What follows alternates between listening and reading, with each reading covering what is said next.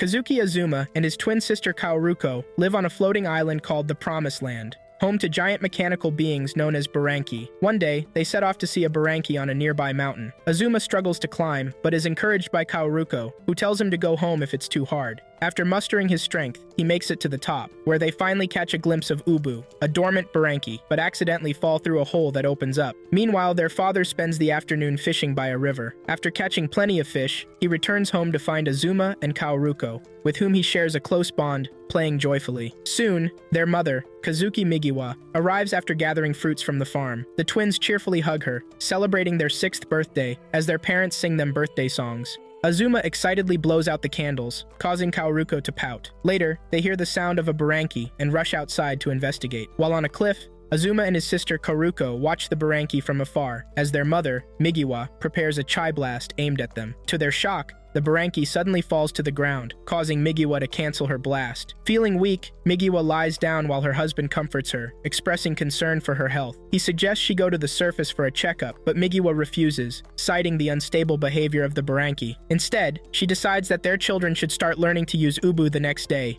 and her husband agrees. In another room, Kaoruko is awake in bed, overhearing her parents' conversation. The next day, Azuma wakes up to find his sister missing. Suspecting she has gone to see Oubu, he soon confirms his hunch. When he arrives at her location, he finds Kaoruko trying to connect with Oubu using a heart symbol. Kaoruko intends to harness Ubu's power to defeat all the Buranki because she believes her mother can't fight anymore. Despite Azuma's warnings against her plan, Kaoruko ignores him. This leads to an energy surge that awakens several Buranki on the island, turning the sky red. Sensing something is wrong, Azuma's parents rush off to find their children. Upon arriving at Azuma's location, Kaoruko apologizes to their mother, Migiwa, for her earlier actions. Migiwa forgives her despite her defiance. Suddenly, a Buranki attacks the family, prompting Migiwa to unleash her powers and fend it off. Recognizing the impending danger, she quickly takes her children home to keep them safe. Inside the house, Migiwa notices Burankus falling from the island to the surface, leaving her in shock. Determined to protect her kids, she hands them over to their father, ready to send them to Earth. Kaoruko feels sadness at the thought of losing her mother. Migiwa sends her children and husband down with a Buranki, and as they arrive on the surface, they fall into the sea. 10 years later, Azuma has made contact with the surface and is now in Shinjuku, Tokyo. He gets arrested by the police, while his childhood friend Kogane Asabuki waits for him at a park, only to see him being taken away in a police car. At the police station, Azuma is interrogated about Ubu's heart, but denies having it. The police claim his mother is responsible for the Burankis that fell to the surface a decade ago, branding Migiwa a witch, which angers Azuma. Suddenly, the floor opens up and a Bubuki emerges, attacking the policeman in the interrogation room. The Bubuki is controlled by Asabuki, who helps Azuma escape. Meanwhile, a Bubuki user named Kinu Ugi defeats several policemen effortlessly. As news of Azuma's escape reaches Banryu Reoko at a gathering ceremony, she quickly departs with her subjects to address the situation. One of her subordinates, Matobai Shusaku, volunteers to deal with the Bubuki users in the police station, and Reoko approves. As Azuma and Asabuki attempt to escape the police station, they find themselves surrounded. Just when it seems there's no way out, Nono Hiragi arrives, single-handedly taking down the police officers with his Bubuki, leaving Azuma in shock. After defeating the officers, Hiragi introduces himself to Azuma, explaining that he has been waiting for him. He reveals his plan to revive Migiwa's Buranki and expose the truth about Reoko, who falsely labeled Azuma's mother as a terrorist. Hiragi asks Azuma to join his mission, and he agrees. Later that day, they arrive at a store where they meet two other Bubuki users, Ugi and Shizuru, who are part of Hiragi's team, and try to speak with Azuma. While Hiragi attempts to access the elevator, he senses an enemy presence. Matobai has infiltrated the building, and as the elevator opens, he aims his gun at Hiragi. Asabuki is visibly agitated by Matobai's presence and rushes to fight him with her Bubuki, but he easily knocks her to the ground with a single strike. With Matobai's threat, Azuma and the rest of the team are forced to retreat, but they come under fire before reaching the ground level. Once they manage to get to safety, Hiragi instructs Azuma to go revive the Buranki while they hold off Matobai. Meanwhile, Asabuki harbors deep resentment toward Matobai, as he was responsible for killing her father when she was a child. When Azuma arrives at the Buranki's location, he finds Oubu in a dire state, and he starts to feel an overwhelming pain in his chest. Meanwhile, Hiragi and his team are struggling to fight Matobai,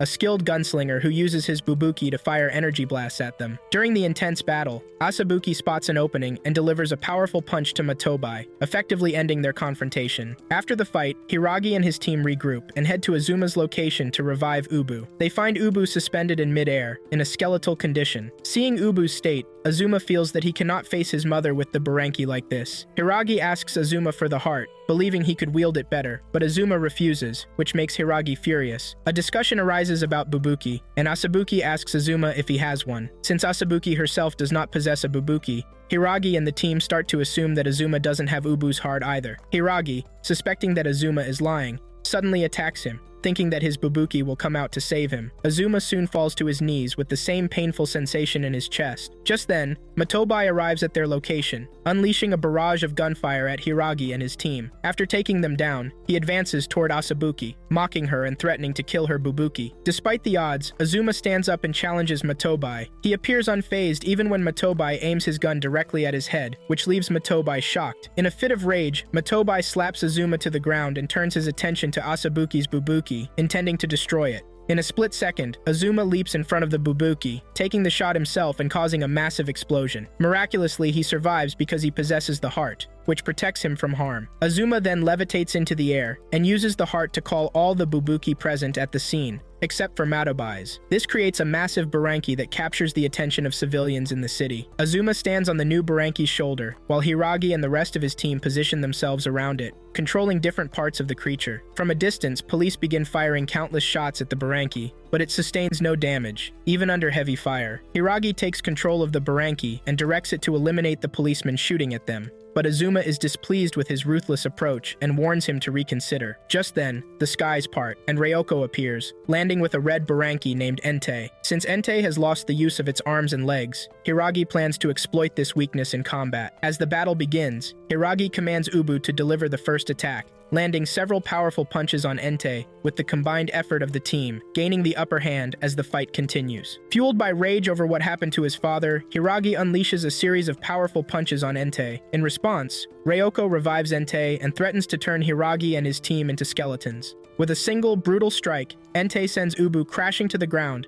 then picks him up and starts to roast him. During this chaos, Azuma questions Reoko about her connection to his mother, and she suddenly realizes that Azuma is Migiwa's son. Upset by this revelation, she intensifies her attack on the Buranki and begins to cook it. After the horrific barbecue is over, Reoko throws the remains of Oubu into a pit, triumphantly laughing as she claims victory. Meanwhile, Hiragi and his team, having been separated in the crash, manage to reunite with Azuma. Frustrated by their defeat against Entei, Hiragi blames his team, lashing out in anger and slamming his Bubuki against a wall, calling them useless. Tensions rise as an argument breaks out between Hiragi and Ugi, who have conflicting ideas about how Bubuki should be treated. Just then, Reoko arrives and reveals distressing information about the floating island, stating that Azuma's mother is dead because another Buranki has fallen from the nest in the sky. This news devastates Hiragi and the others, who had hoped to see Migiwa again. Despite Ryoko's claims about Migiwa's death, Azuma refuses to believe her. He argues that if Migiwa were truly gone, more Burankis would have fallen from the sky. As Reoko prepares to use her Buranki to eliminate Hiragi and the others, Azuma exudes newfound confidence and insists that he will not die.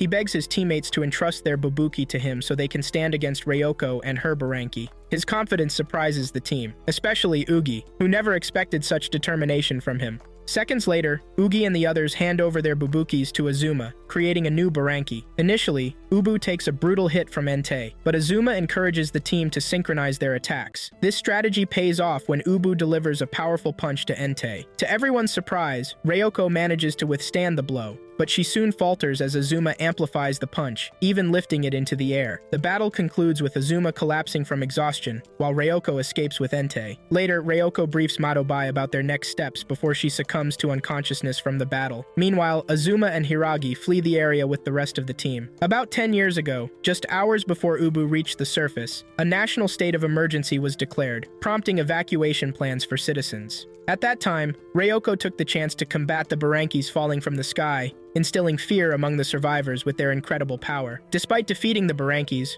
Reoko was no hero. This marked the beginning of her reign in the city. In the present, Azuma walks with Hiragi and the rest of the team to a designated location. Along the way, he introduces himself and learns his teammates' names. Later that evening, they arrive at their destination, where they meet an attractive woman named Harino. Initially, she assumes that Hiragi and his team will not survive their encounter with Reoko, so she's surprised to see Azuma and the others. Harino introduces herself to Azuma, seemingly captivated by him, and begins to assess his character through eye contact. After some contemplation, she remarks that there is more to Azuma than meets the eye. Meanwhile, Hiragi insists they have rested long enough and should leave for the floating island, but his teammates, still tired, question his urgency. As Ugi prepares dinner, Hiragi feels frustrated at the delay, wanting to depart quickly. Minutes later, dinner is ready, and they gather around the table to enjoy a variety of dishes. Although he initially disapproves of the dinner idea, Hiragi discovers the food is delicious and ends up enjoying the meal. During Hiragi explains the situation in Japan under Ryoko's control for the past 10 years. He points out that no one dares to oppose her, but reveals a plan to defeat her and Entei. His strategy involves bringing Migiwa from the Buranki nest, as she has previously defeated Reoko. Hiragi expresses confidence in his plan, and Horino confirms this history, leaving Azuma taken aback,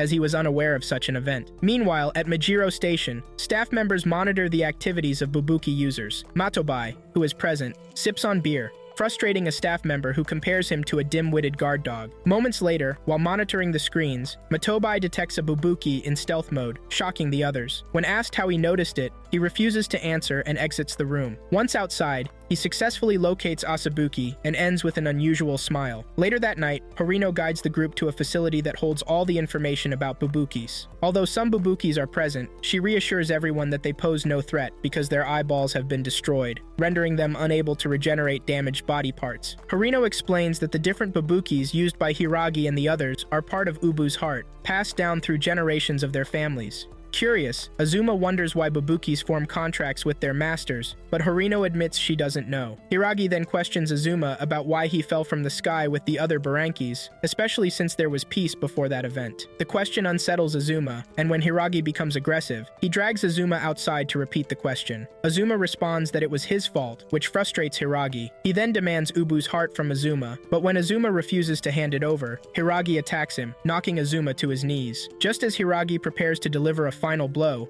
a force field protects Azuma, allowing him to counterattack. They engage in hand-to-hand combat under the watchful eyes of Ugi and the others. Azuma is determined not to relinquish the heart, as it is his last connection to his mother. In the end, he defeats Hiragi and helps him to his feet. However, Hiragi retaliates with a punch to Azuma's abdomen before storming off in anger. Asabuki approaches Azuma, checking if he's okay, and emphasizes that Hiragi isn't a bad person. He simply wants to make the world better for his father. A few minutes later, Horino suggests everyone take a shower to cool off for the night. Elsewhere, Arabashiri Suya, one of Ryoko's subjects, is on an exploration mission aboard a ship. Below their vessel, an active Buranki stirs. Back at Horino's lair, Hiragi and the others relax in a hot bath, with the ladies bathing separately, while Azuma and Hiragi share the same tub. During their bath, Hiragi shares that his father fought alongside Migiwa and Asabuki's parents to defeat Entei. He explains that his father now drowns himself in alcohol every day, and Hiragi cannot bear to see it. He hopes defeating Reoko will open his father's eyes to a brighter future. At midnight, both Hiragi and Azuma sense a foreign presence in the building. They take up a guard position by the windows, just as Matobai easily breaks in.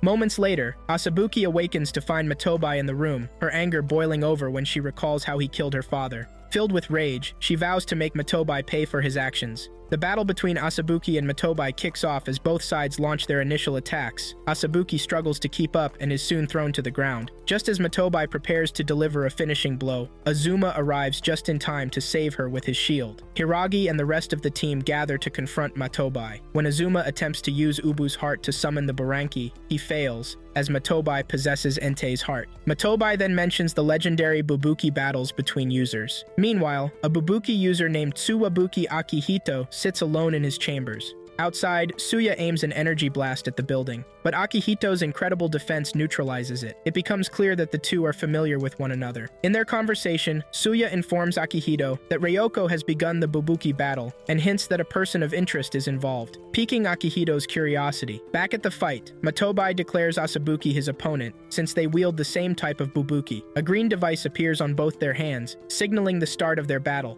with no one allowed to interfere. Asabuki makes a quick move to land the first punch. Ugi is eager to intervene, but Horino warns against it, insisting they should leave for the Buranki nest as quickly as possible. Minutes later, Hiragi and the others, except for Asabuki, leave the scene and arrive at a secret train station that transports them to the Buranki nest, also known as the Floating Island. Meanwhile, Azuma feels compelled to stay and watch the battle between Asabuki and Matobai, and expresses his desire to leave. Initially, Hiragi disapproves, but after Harino convinces him, Azuma decides to start the train and head out. Back in the fight, Asabuki's rage intensifies as Matobai mocks her father. Despite her fury, she struggles to land a hit while Matobai easily evades all her attacks. Flashing back 10 years, we see Genma, Asabuki's dad, spending time with her while he was still alive. One day, Matobai arrives with his men, demanding Genma come out. Genma instructs Asabuki to wait for him at a specific spot while he goes to handle business with Matobai. It becomes clear that Genma was the previous controller of Asabuki's Bubuki,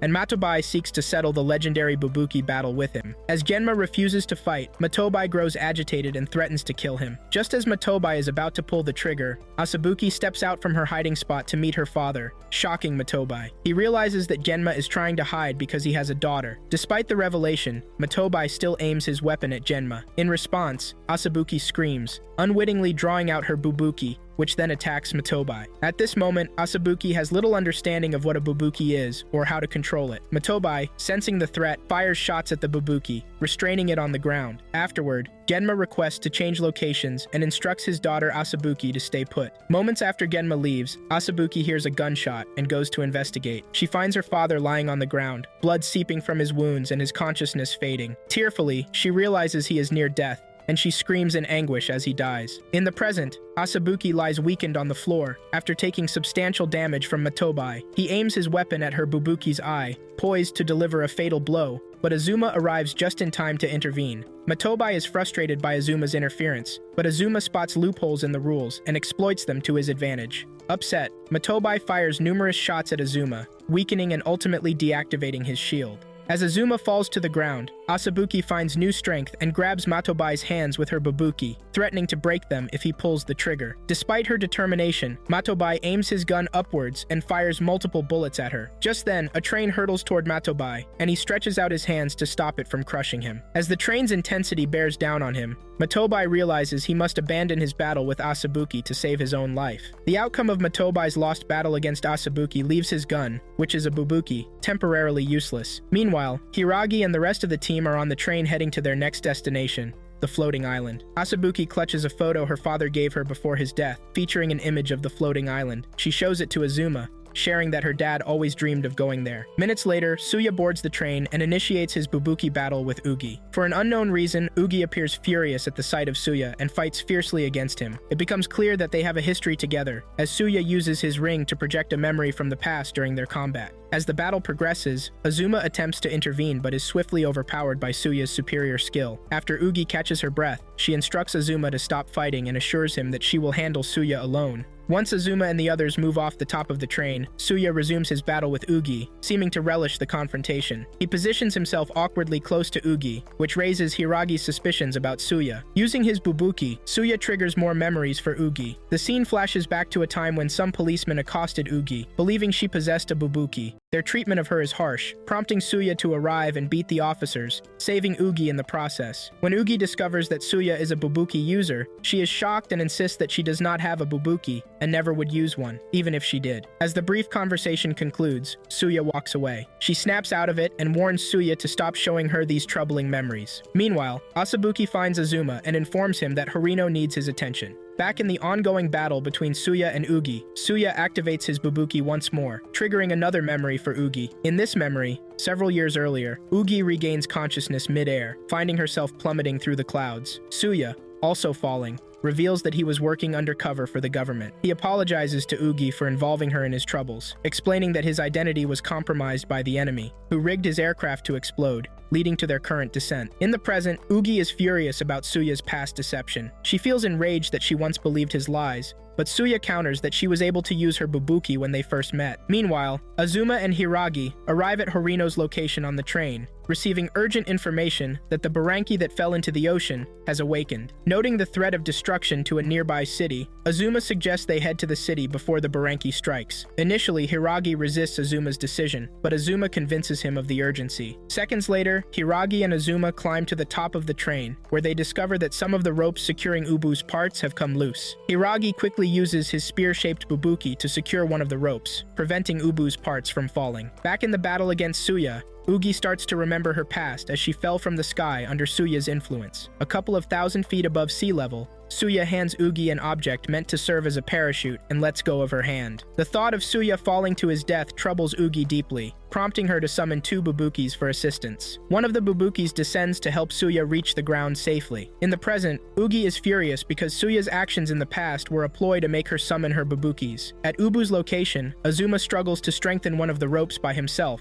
and Hiragi steps in to support him. In the chaos, the force from one of the ropes sends Azuma flying into the air, but Asabuki intervenes and saves him from a deadly fall. During the earlier incident, after surviving their fall, Suya asks Ugi why she hates Bubukis, to which she responds that they bring nothing good. Suya converses with Ugi, trying to change her opinion about Bubukis, and he seems to be making progress. He even jokingly asks Ugi out, and to his surprise, she agrees. One evening, they discuss the Buranki nest, or the floating island, which is home to the Burankis. Suya expresses his desire to learn more about Bubukis and see the island for himself, being the birthplace of all Bubukis. In the present, still under Suya's spell, Ugi is unaware that Suya plans to take control of both her Bubukis. Just as he aims a finishing blast at her, one of Ugi's Bubukis triggers her consciousness. She quickly counters by sweeping Suya off the floor. Before he is out of reach, Ugi catches Suya and demands to know why he has returned after so long. Initially, Suya tries to charm his way out of the situation, but things escalate when Ugi threatens him with her Bubukis. Realizing the seriousness of the moment, Suya reveals that he wants to take both of Ugi's Bubukis because Ubu's heart has surfaced. Ugi, determined not to let that happen, destroys Suya's Bubuki, causing him to fall to the ground. Later, Ugi shows Azuma a picture of the floating island, expressing her desire to see it for herself, as it is also the birthplace of Azuma and his mother. Meanwhile, Asabuki and Hiragi notice something strange about Horino, who is standing over a weak Shizuru. Hiragi, frustrated by the situation, questions Horino's intentions as she restrains Ugi under her heel. It's then revealed that Horino is a borrowed identity, and her true self is Zetsubi Hazama, one of Reoko's subjects and a Bubuki user. When she reveals her real identity, Ugi and the others are shocked, while Hiragi demands to know why she assisted them all along. Hazama's response is chilling. She simply did it to kill time, which only fuels Hiragi's rage further. Seconds later, Hiragi initiates a legendary Bubuki battle with Hazama, landing the first strike. She vanishes and reappears behind Hiragi. Hiragi is left shocked as Hazama takes the opportunity to mock Azuma, examining his face closely. Meanwhile, miles away from the train, Suya is next to Skihito in a moving vehicle, revealing that he survived the fall and that Akihito is on his way to join the battle on the train. Back in the city, general announcements are made to citizens, advising them to evacuate due to the Buranki activity in the area. On the train, Hiragi is furious, realizing that Hazama pretended to work with them just to get close enough to kill him. Hazama then expresses her absurd wish for eternal youth. When Hiragi attempts to attack her again, he finds it nearly impossible to land a blow because of her powers. Hazama wields a Bubuki that allows her to manipulate time, albeit to a limited degree. When Hiragi is compared to his father, he overreacts, charging at Hazama once more, but ultimately fails and ends up taking damage from her. At this point, Hazama has Hiragi in a vulnerable position and casts a finishing spell that knocks him unconscious. Just moments later, Akihito arrives on the train with Suya. However, Shizuru begins to behave unusually. Akihito identifies Shizuru as a genius on Hiragi's team and prepares to engage in a Bubuki battle with her. As the fight begins, Shizuru launches calculated attacks that Akihito struggles to counter effectively. The battle between Shizuru and Akihito is overwhelmingly one-sided, leaving Asabuki and the others, including Suya, astonished by Shizuru's remarkable fighting skills. Meanwhile, Hiragi lies unconscious, dreaming about his past with his father. During those memories, Hiragi often faced negative remarks from his peers due to his father's drinking habits. One day, he pushes his father to the ground, fed up with his actions. Even as his father teamed up with Migiwa to fight Reoko in the past, he refers to Migiwa as a witch, which angers Hiragi. He warns his father to leave him alone, asserting that he is no longer a child. In the present, Hiragi regains consciousness and is determined to resume his battle with Hazama. However, Hazama shows no interest in fighting yet, as she is engrossed in the duel between Akihito and Shizuru. Their battle captures the attention of everyone aboard the train, and Hiragi is surprised to realize that Shizuru is the genius of his team. Elsewhere,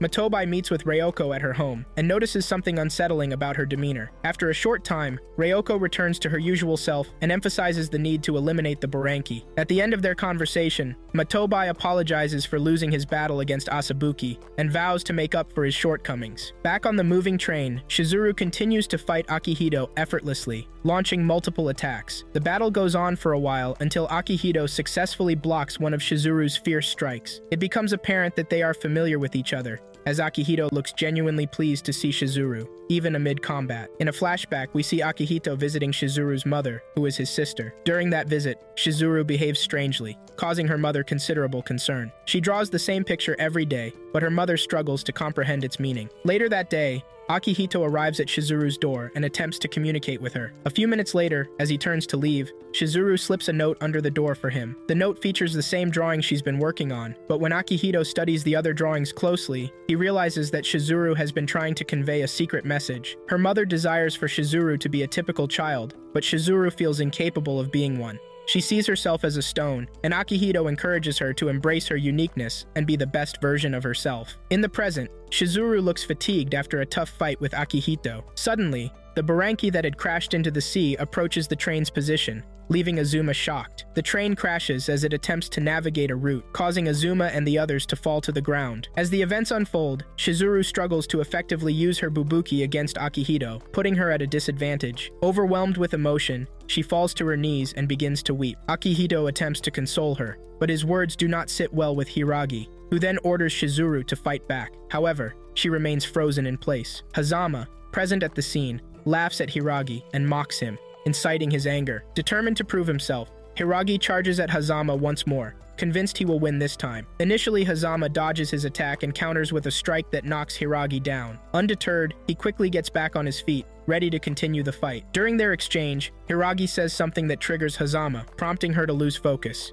Seizing the opportunity, Hiragi unleashes a powerful attack aided by his Bubuki, successfully damaging Hazama. In the heat of the battle, he destroys her Bubuki, bringing their confrontation to a temporary halt. Elsewhere, Azuma struggles against the pressure from the unveiling Buranki, ultimately getting crushed to the ground. As this occurs, Asabuki screams in alarm at the sight of the chaos unfolding around them. A few seconds before Azuma is crushed by the headless Buranki, he stands on a high pavement, staring at the massive entity. As he gazes upon it, memories flood back of when the Buranki was the one his mother protected him from during his time on the island. Asabuki notices that Azuma is lost in thought and leaps into action to save him from an incoming fist from the enemy Buranki. When Azuma falls to the ground, the Buranki raises its leg to stomp on him. In the present, Ugi intervenes just in time to rescue Azuma from being squashed by the headless Buranki, while the rest of the team assembles to prepare for battle. Once they are fully gathered, they combine their Bubukis along with Ubu's heart to form the corresponding Buranki. The headless Buranki, which was moving away from the confrontation, suddenly turns around in response to Ubu's presence. After Ubu's transformation is complete,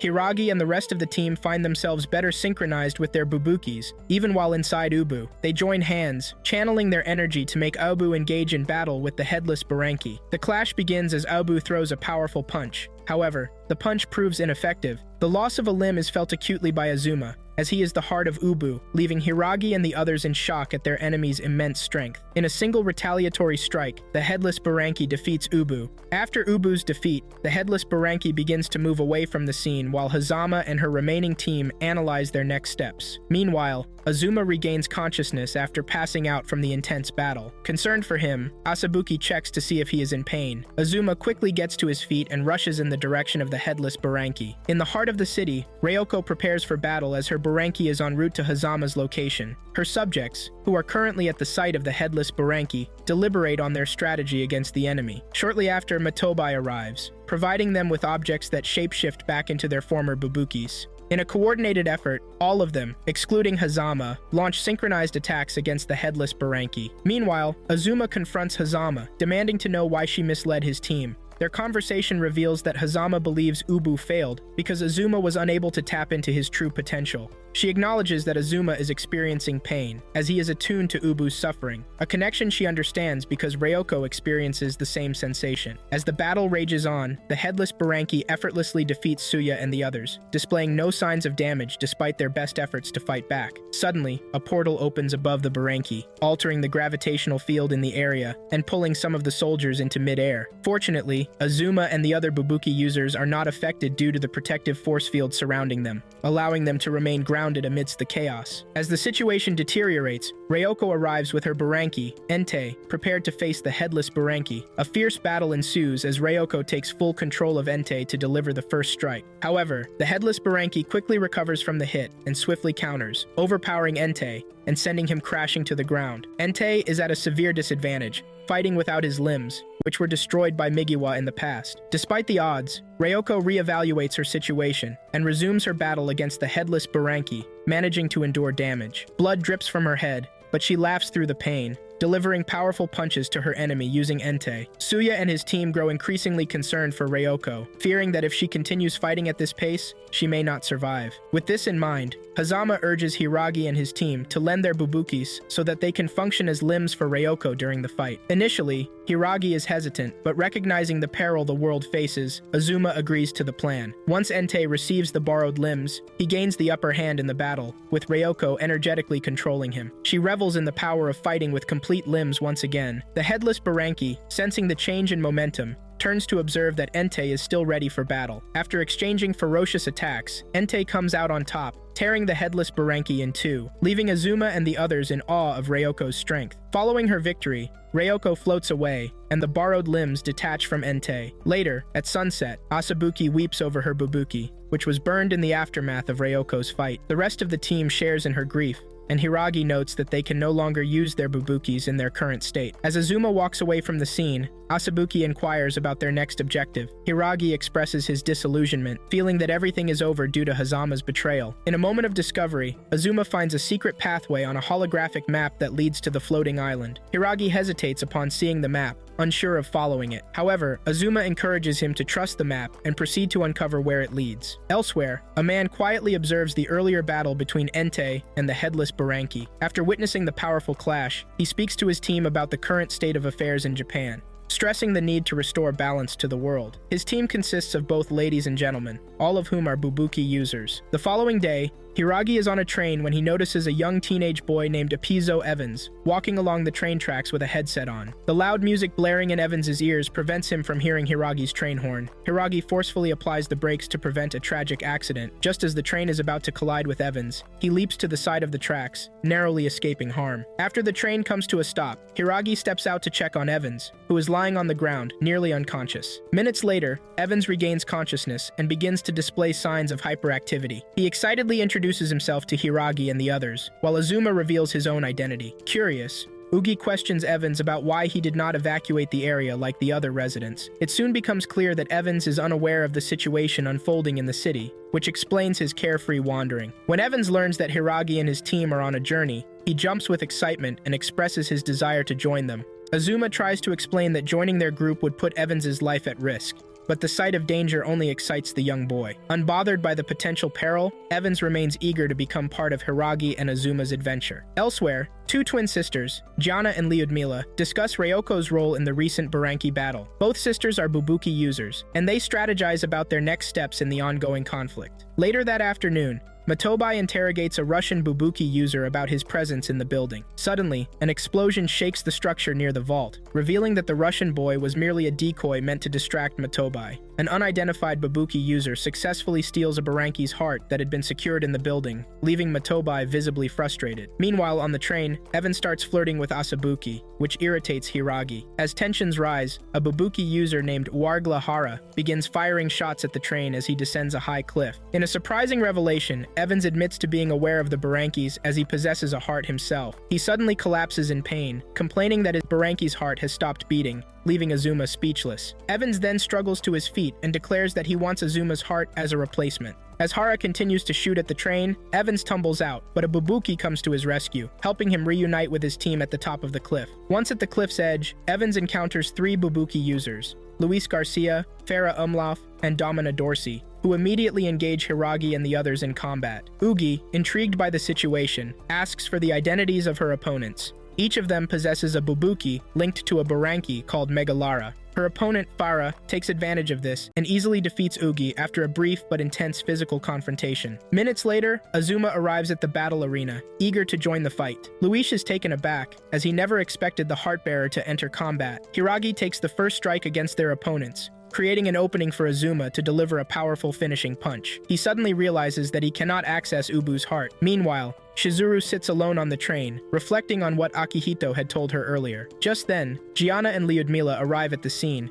interrupting her moment of contemplation. When they attempt to attack her, Shizuru effortlessly dodges their strikes without breaking a sweat. Despite facing two opponents, she remains composed and unbothered, shocking the twin sisters. A battle ensues as the twins team up to take Shizuru down. Although Shizuru continues to evade their attacks with ease, she eventually loses her focus and gets struck to the ground. The twins wield Bubukis that are part of a Buranki named Zanpaza, suggesting they may know Akihito. It becomes clear that Akihito trained the twins in physical combat, which explains why they are able to land an attack on someone as formidable as Shizuru. Elsewhere, Suya monitors Ryoko's vitals on a monitor. He appears paranoid as he observes that her condition is deteriorating, indicating that she is in poor shape after her recent battles. After some time, Ryoko's vitals stabilize, but Suya reassures her, stating that everything will be fine. Meanwhile, in the city, the two Bubuki users responsible for stealing the headless Buranki's heart from Matobai's custody spot Akihito from a distance. They recognize him as the person who trained their teammates, Gianna and Lyudmila. When they engage with Akihito in midair, they deftly dodge all his attacks, retreating back into the sky with the help of their Bubukis. While airborne, one of them remarks that Akihito is not the man he used to be, but his teammate counters this by providing evidence that Akihito could have defeated them if he chose to. Elsewhere, the twins manage to overpower Shizuru, claiming that Akihito had made a significant statement about her. Intrigued, Shizuru asks them what Akihito said, but the twins remain tight-lipped and instead proceed to launch another attack against her. Back on the cliff, Hiragi faces heavy resistance as Ubu's heart suddenly stops beating. With a barrage of shots aimed at Hiragi's shield, its intensity rapidly decreases. Luis sees the opportunity and moves in closer, determined to destroy the shield and gain the upper hand in the battle. Hiragi falls unconscious to the ground after his shield fails due to taking too much damage. Meanwhile, Luis respects Hiragi's risk to save Azuma, but despises Azuma, assuming he is selfish. Luis's objective is to obtain Ubu's heart, so he moves closer to Azuma to deliver the final blow. Just as Luis prepares to strike, Evans tells him to stop and offers to finish off Azuma himself. Elsewhere, the twins coordinate an attack on Shizuru, but she swiftly dodges it. Shizuru then aims her Bubuki at the sisters, and forces them to reveal what Akihito said about her in the past. The twins disclose that Akihito described Shizuru as non-human, likening her to a stone. This revelation causes Shizuru to snap, and she easily defeats the twins without breaking a sweat. Shizuru now accepts herself and feels better than ever. Back on the cliff, Evans engages in hand-to-hand combat with Azuma, launching a series of punches. At first, Evans evades Azuma's attacks, but Azuma eventually lands a scratch on Evans's face. Azuma becomes more serious, realizing he has a fighting chance against his opponent. Luis and the others watch the battle, amused by Hiragi's fight. During the clash, Azuma sees sad memories of Evans, and Evans reveals that he has seen some of Azuma's sad memories, acknowledging that they have both been through a lot. Seconds later, their battle ends as Evans retreats, leaving his team shocked. He then states that he will not take Ubu's heart, but will find a way to make his heart resume beating. Reoko, visibly concerned after sustaining heavy damage, receives advice from Hazama to prioritize her well-being, with Suya, Akihito, and Matobai present. Hazama reveals the stolen Buranki heart was a fake, displaying the real one. Later, Hiragi, unconscious from earlier exertion, travels by train with others via a secret underwater route. Azuma worries about Ubu's still heart, reassured by Asabuki, until she discovers their train is submerged. Meanwhile, on a yacht above, Evans nervously reports his failure to Monsieur Guy, but surprisingly receives unexpected appreciation. Deep underwater, Dersu and his brother report their theft of a fake heart to Maxime, who scolds them but then tasks Lyudmila and Gianna with retrieving the real headless Buranki heart. Traveling through a submerged secret passage, Hiragi awakens on the train and reacts to their underwater location. The train surfaces near the floating island, and Hiragi's team, excluding Azuma, investigates, only to be attacked by Lyudmila and Gianna. While Azuma remains on the train, still unable to revive the heart, Shizuru swiftly defeats the twins, surprising the others. Azuma's emotional plea to restart the heart succeeds, activating Oubu in its true form, but their joy is cut short by Hazama and Entei's attack. Hazama reveals her sinister plan to take Ubu's limbs and merge them with Entei, a shocking revelation that leaves Azuma stunned. Even more surprising is the discovery that Hazama, not Reoko, is the one controlling Entei. Hazama uses a device to trick Entei into believing she is Reoko, granting her full command over him. Soon, a fierce battle between Oubu and Entei erupts, with Oubu delivering a barrage of punches against its opponent. At the same time, Maxim arrives on the scene, frustrated with the twins' failure to retrieve the heart. In a show of cruelty, he berates and physically abuses Dersu and his brother, asserting his authority. After thoroughly humiliating them, he extends another chance to Gianna and Lyudmila, offering them an opportunity to complete the mission. The fight between Oubu and Entei escalates, and Hazama begins to experience intense pain as she sustains the damage inflicted on Entei. As the twins attempt to launch an attack on Oubu, they are quickly overpowered and restrained by Entei. Seizing the moment, Hazama uses the lives of the twins as a bargaining chip, forcing Maxim to surrender his team's Bubuki to complete Entei's limbs. Reluctantly, Maxim agrees, and Entei becomes fully equipped, resulting in a more balanced battleground between Oubu and Entei. With Entei now complete, Hazama wields her newfound power, effortlessly overpowering Oubu and choking it. Every blow to Oubu directly affects Azuma, who serves as its heart, feeling the pain with each attack.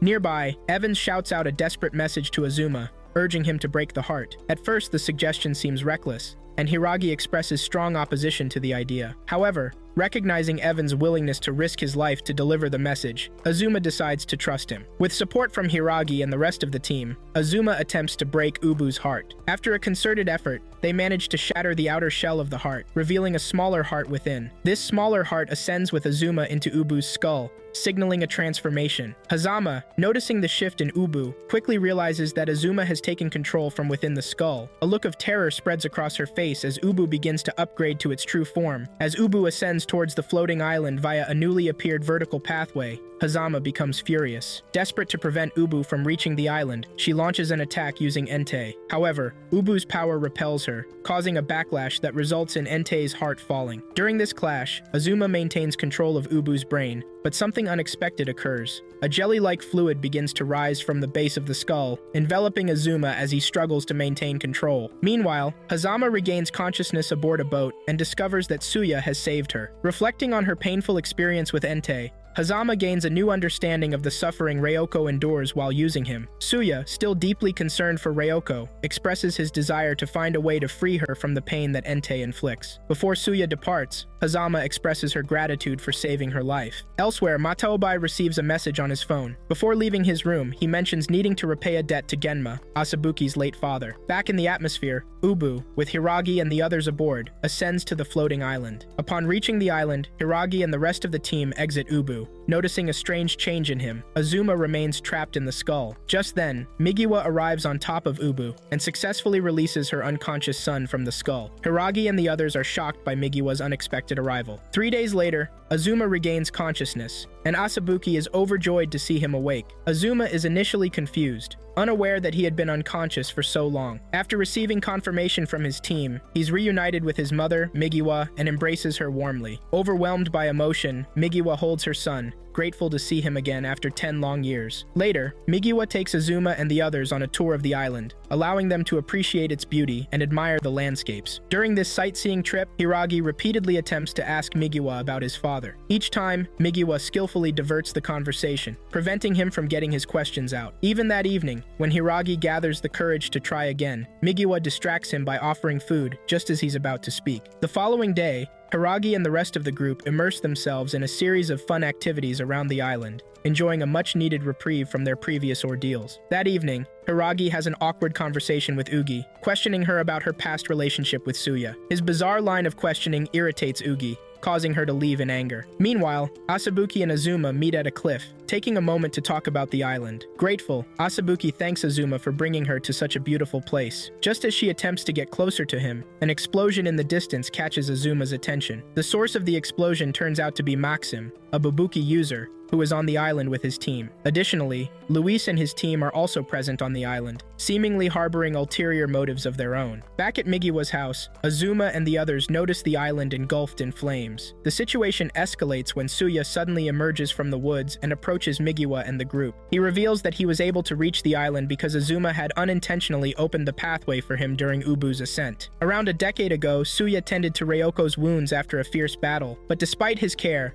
Reoko insisted on returning to fight other Burankis. Suya was visibly troubled by her resolve. In the present, a girl named Letitia, who is confined to a wheelchair, receives a Buranki's heart from her servant. She plans to awaken the Buranki named Oubu in her homeland of England. Meanwhile, Suya confronts Migiwa in a heated conversation. He is furious, accusing her of abandoning everything on the surface in favor of living on the floating island to keep control of the Burankis. Their exchange becomes tense as Suya demands to know why Migiwa stopped the hearts of all Burankis around the globe 16 years ago when she ascended the floating tower. Her actions left all the Burankis headless except for Entei, the only one whose heart remained active. This caused Reoko to be branded a witch, despite her efforts to destroy the headless Burankis that had fallen from the island. Migiwa offers an apology to Suya, but her words fail to satisfy him. Meanwhile, Hiragi and the others realize that the Russian team has arrived on the island and wonder what their intentions are. Before Hiragi departs to assist his team, Migiwa begs him to help protect the island, warning him that the island itself is in danger of falling to Earth if the situation continues to escalate.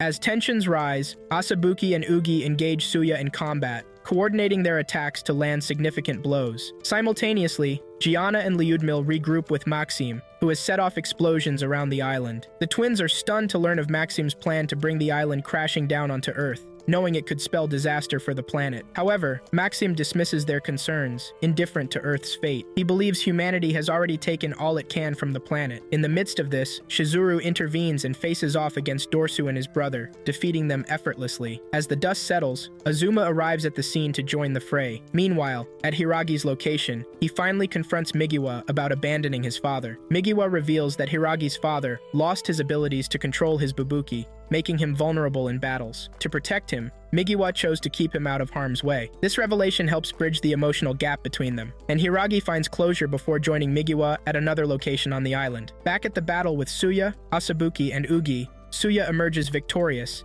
defeating both opponents simultaneously. Just then, Matobai arrives unexpectedly, shocking everyone present. In a desperate move, Asabuki stabs Matobai from behind, but he seems unfazed and continues his attack on Suya. The battle intensifies as Matobai fires a barrage of bullets, and their skirmish escalates into an aerial confrontation. Amidst the chaos, there's a brief ceasefire where both opponents pause, and Suya, now confused, questions Matobai's motives for fighting him. Matobai is attacking Suya because he suspects him of collaborating with both the Russians and Americans, leading to a betrayal of Reoko. Matobai struggles to reconcile his perception of Suya's loyalty, especially given that Suya earned his scar while protecting Reoko. In a flashback, Reoko lies in agony on a hospital bed, recovering under Suya's care. As she regains consciousness, her first concern is about the headless Burankis. Upon learning that more are still active, she immediately prepares to leave and continue fighting. Suya is deeply concerned for her safety, knowing that she has already died twice in previous battles against the headless Burankis. Reoko, however, reassures him, insisting that as long as Entei is with her, she cannot die. Back in the present, the tension peaks as Suya points a gun at Matobai's face, accusing him of having his own hidden agenda. Matobai, however, remains focused on the island's precarious state, fearing that if it falls, it will cause catastrophic destruction on Earth. As their confrontation continues, elsewhere, Shizuru's battle with the twins concludes as she decisively defeats them. Lyudmila becomes increasingly alarmed at the massive loss of life that would result from the island's descent. She pleads with Maxim to reconsider his plans, but her sister interprets this as an act of defiance against their leader. Maxim, dismissing Lyudmila's concerns, uses his powers to inflict a debilitating attack on her, making it difficult for her to breathe. Meanwhile, Dersu's brother begins to show signs of rebellion against Maxim. Azuma arrives just in time and uses his abilities to restore Lyudmila's breathing. Grateful but determined, Lyudmila once again urges Maxim to withdraw from the island. Yet Maxim, unmoved, orders Dersu to eliminate Azuma. To his shock, Dersu refuses and instead stands beside Azuma in defiance. Enraged, Maxim attempts to handle the situation personally, but Azuma delivers a powerful attack, knocking Maxim to the ground. Gianna tries to strike Azuma, but is swiftly knocked out by Shizuru. Lyudmila, overcome with guilt, pleads for Azuma's forgiveness for the harm they've caused to the island. Azuma forgives her, promising to protect the island and ensure its safety. Meanwhile, the intense battle between Matobai and Suya rages on, with both firing at each other as they tumble into a deep pit. Just as Suya is about to hit the ground, Matobai fires a shot directly at his head. Upon reaching the bottom, Matobai approaches Suya, seemingly to deliver a final blow. Who had appeared unconscious, rises and releases an energy blast that pierces through Matobai's abdomen, ending the conflict. Despite their current state, their friendship endures, leading to a heartfelt conversation. Matobai reveals that he recently became a father, and Suya congratulates him with sincerity. Matobai, weakening from the battle, lies down, accepting his fate.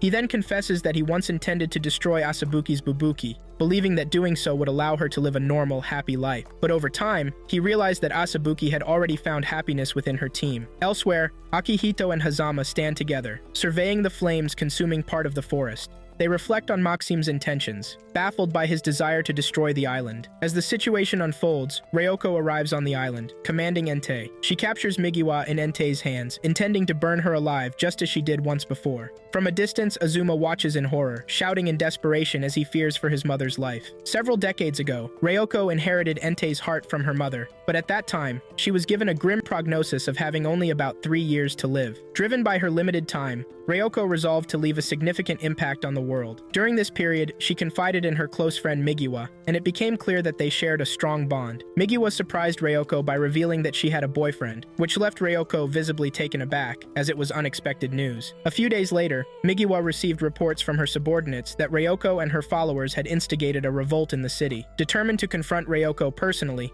Migiwa requested her team's Bubuki to face Reoko alone. Elsewhere, Reoko, alongside her teammates, used Entei to initiate her mission of revealing the existence of Burankis to the world and changing its fate. That same day, Migiwa faced Reoko in battle, wielding Oubu. The intense clash resulted in Oubu destroying Entei's limbs, ejecting Ryoko's teammates and leaving her vulnerable. As the heart of Entei, Reoko experienced intense pain, and Migiwa, moved by her suffering, tearfully decided that the only way to save Reoko was to fuse her with Entei. Migiwa instructed Entei to protect Reoko from then on. 8 years later, Reoko was imprisoned and had not aged a day due to the fusion with Entei. While locked in her cell, she received a visit from Migiwa, who was visibly pregnant. Migiwa informed Reoko of her plan to ascend to the floating island, which infuriated Reoko. Migiwa tried to explain that her actions were meant to protect Reoko, but Reoko bitterly refused to forgive her. Weeks later, Reoko was released and reunited with her team, which included Matobai and the other 3. After Migiwa accessed the floating island, she sent out a signal that deactivated the hearts of all Burankis on Earth, plunging the world into chaos in the absence of the powerful creatures. Months later, Reoko received reports that the Japanese government was hunting and killing Bubuki users. In response,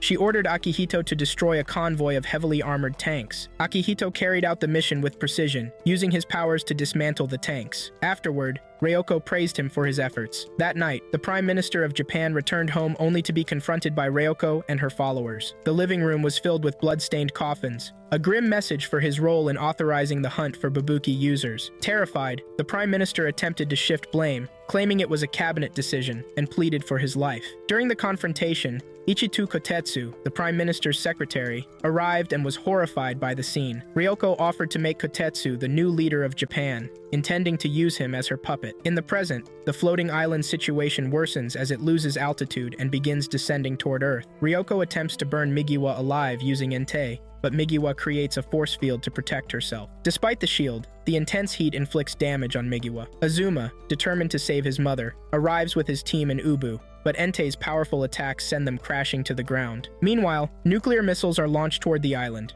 Akihito uses his powers to neutralize them, and Hazama joins him in the effort to prevent the island's destruction. As the situation escalates, Migiwa escapes Entei's grasp and leaps onto Entei's shoulders. She orders Entei to protect Reoko and then jumps into the air, determined to neutralize the remaining missiles. Migiwa successfully destroys most of the incoming warheads, but the resulting explosions send her plummeting toward Earth. Azuma watches in horror and rushes with Oubu to save his mother from certain death. He attempts to reach her, but after failing, he stops mid-air and expresses confidence that his mother will be fine. He decides to focus on preventing the island's collapse. In mid-air, Reoko taunts Azuma, mocking Migiwa's sacrifices. Azuma, in turn, defends his mother, explaining that she ascended to the floating island to protect the world. Meanwhile, Ryuki, a heart user following Monsieur Guy's orders, fights Suya and inflicts a serious injury by targeting his eye. Suya, weakened, falls from the island. The battle between Entei and Oubu reaches a critical point. Azuma decides to save Reoko from her own despair and destructive intentions. Channeling all his strength as Ubu's heart, Azuma attempts to slow the island's descent.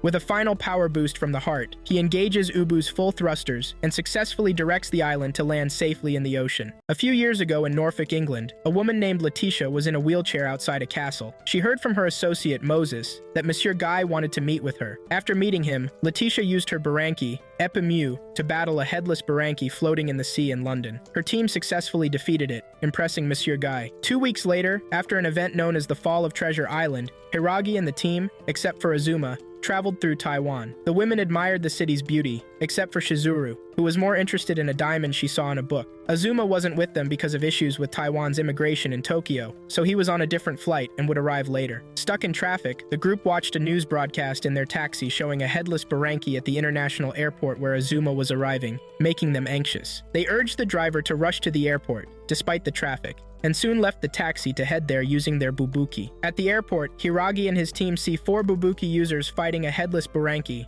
The users damage the Buranki, but it quickly recovers. Suddenly, Azuma's twin sister, Kazuki Kaoruko, appears and introduces herself. She fuses with the Bubuki users to form Black Oubu, shocking Hiragi's team. Black Oubu battles the headless Buranki, taking some damage. Angered, Kaoruko quickly defeats her opponent. She then reveals her identity to Hiragi's team, leaving them nearly speechless upon learning she's Azuma's sister. Later, at the airport, Hiragi asks Kaoruko how she controls Black Oubu without possessing the heart. She ignores the question and appears irritated when Azuma is mentioned. That evening, Kaoruko and the group visit a Lehua night market restaurant. As they eat, Asabaki introduces herself to Cho Uran, a member of Kaoruko's team. Another team member, Lakshmi, introduces herself to Hiragi, who becomes flustered by her attractiveness. After briefly comparing Lakshmi to Ugi, Hiragi tries to get Ugi's attention, but is knocked out by her punch. Kaoruko reveals she's not the team's leader, but borrowed them for a specific goal. She asks about Azuma's whereabouts, showing irritation at mentioning his name again. Asabuki explains Azuma's delay due to the airport incident. At the restaurant, Shizuru asks Kaoruko about Black Ubu's abilities. Hiragi, curious, inquires how Kaoruko obtained the heart she's using. Kaoruko reveals she borrowed the black heart from Monsieur Guy, president of Democratia, an organization aiming to eliminate Buranki. Ugi realizes Maxim and Evan's teams work for Monsieur Guy. After dinner, Kaoruko leads the group to a secret school for Bubuki users, built by Monsieur Guy. Kaoruko explains her past to Asabuki, mentioning her father left to search for Azuma, leaving her alone in Taiwan, which she now considers her second home and wants to protect. Ryuki, the original leader of Lakshmi's team, appears. He mistreats his teammates, viewing them as mere limbs for his Buranki. As Ryuki leaves, the group notices a bright light in the distance. Ugi suspects it's a Buranki fusion, and Kaoruko realizes it's Maxim's Buranki materializing. In a flashback, Kaoruko attends a virtual Democracia meeting where she argues with Monsieur Guy about Maxim's special treatment. In the present, Hiragi's group, minus Kaoruko, confronts Zenpaza. Uran's team struggles against the massive Buranki, controlled by Maxim, who leaves the battle, deeming his opponents unworthy. Shizuru notices something odd about Maxim's team, mentioning that 5 people are inside Zenpaza, while 5 are missing, confusing the others. Months earlier, Maxim wakes in a hospital after the Treasure Island incident, finding a black heart. He meets Monsieur Guy, who disapproves of Maxim's team's independent minds. Maxim's teammates undergo a mind-altering procedure to align with Maxim's will when controlling Zenpaza. In the present, Maxim easily defeats 2 headless Burankis with Zenpaza, surprising Hiragi with his power. Minutes later, Kaoruko merges with her teammates to form Black Oubu, intending to battle Maxim, whom she sees as a threat. Shortly into the fight with Zenpaza,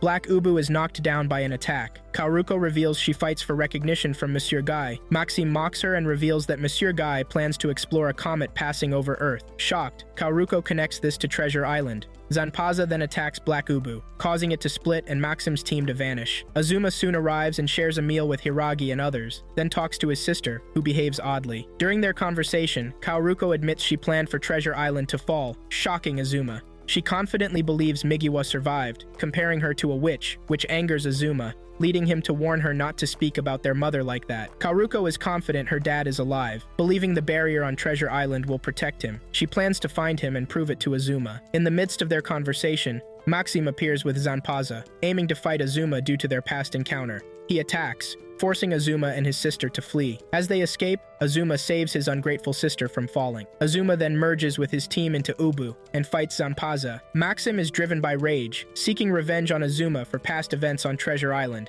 Azuma takes advantage of Maxim's anger, delivering strategic attacks that cause significant damage. Ultimately, Oubu unleashes a powerful attack that dismantles Zenpaza, ending the battle abruptly. Afterward, Kaoruko confronts Azuma, asking for Ubu's heart to impress Monsieur Guy and regain her Buranki. However, Azuma refuses, leading to a battle between the siblings. A few years ago, when Asabuki's father was alive, Motobia found Genma and sought to finish their battle. As Motobia aims his gun, Genma swiftly retaliates, knocking him down. Genma notices Motobia's gun is a Bubuki, but as he observes it, one of Matobia's men shoots him, causing Genma to fall. Asabuki, witnessing her father nearly lifeless, rushes out. In the present, Kaoruko fights her brother, leading both their teams into a clash. Hiragi's team emerges victorious, leaving Kaoruko and Azuma to settle things themselves. Their intense battle results in Kaoruko fleeing, seemingly to lure Azuma somewhere. At dawn, Azuma and Asabuki set out to find Kaoruko. During their walk, they discuss Azuma's relationship with his sister. As their conversation ends, Asabuki realizes they are lost. Later, Evan sleeps in a Buranki named Megalala,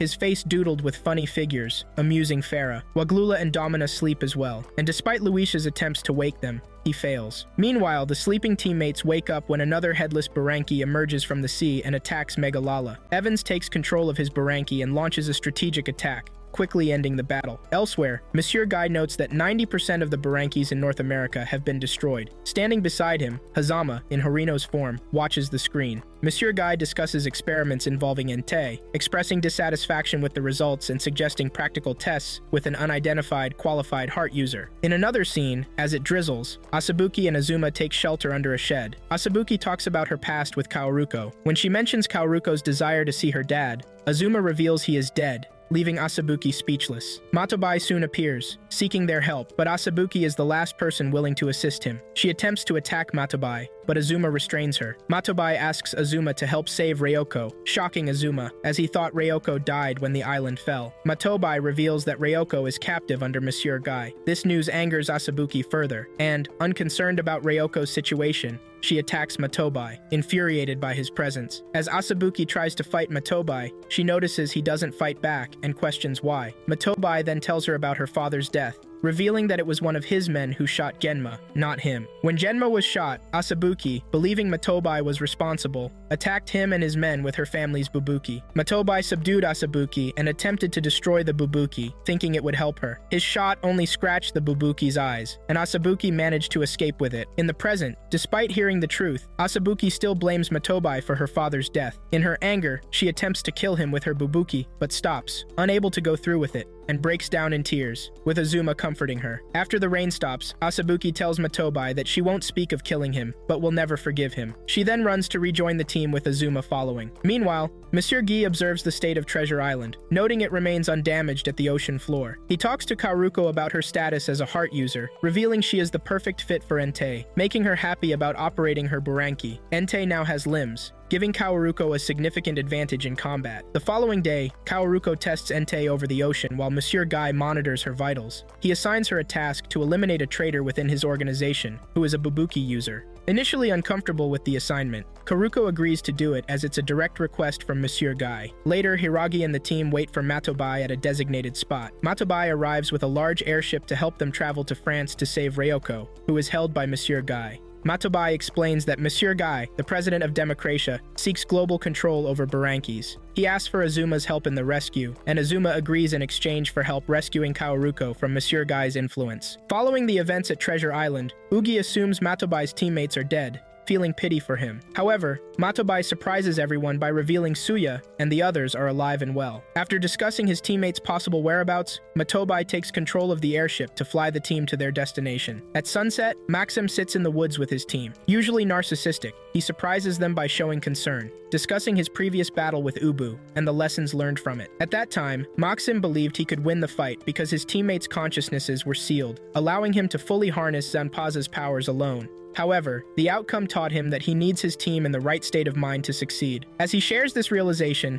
his teammates feel relieved, and Liu departs to meet someone. Shortly after Liu leaves, Dersu is shot by an unknown assailant and dies instantly. Meanwhile, Matobai pilots the airship into a blizzard, causing it to crash land on ice. After the crash, Asabuki spots an unconscious child outside the ship. When Hiragi and the others go to check on the girl, they are sucked into an underground passage beneath the ice. Maxim, on the other hand, is concerned about who is targeting his team. Ignat urges them to move, deeming it too risky to stay, so they head into the woods to find Liu and the attacker. Back with Hiragi's group, a Buranki approaches them as the little girl, Yuk, regains consciousness. The Buranki, named Durak, is a purple version of Oubu and has control over his body, unlike other Burankis. Duroc thanks Hiragi and his team for saving Yuk, surprising them with his ability to speak. Duroc then leads them inside a cave, sharing the history of the Buranki. He explains that as the Buranki race neared extinction, their brains ceased to function, prompting them to divide their bodies and seek humans with functioning brains as their masters to survive. After Duroc shares this information, Shizuru learns that Bubukis are parts of Burankis that bond with humans. Duroc also explains that Burankis without masters returned to the sky, where their brains decayed, leading to headless Burankis. Duroc retained control of his body after the hearts of all Burankis stopped, because he wasn't contracted to a human when Migiwa sent out the signal. Soon after, they arrive at a hot spring where only the ladies can enjoy a shower. There, Duroc reveals he has known Yuk and her father for a long time. They used to visit him often, but after some time,